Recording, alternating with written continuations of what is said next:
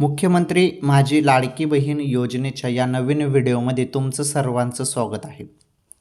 तर काय अपडेट आहे नीटपणे समजून घ्या.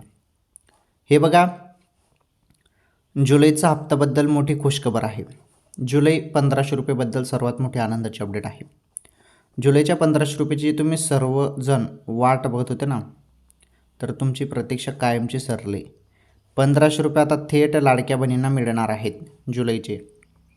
आणि जवळपास 25 ते 30 जुलै या तारखेदरम्यान पैसे तुमच्या खात्यामध्ये येऊ शकतात.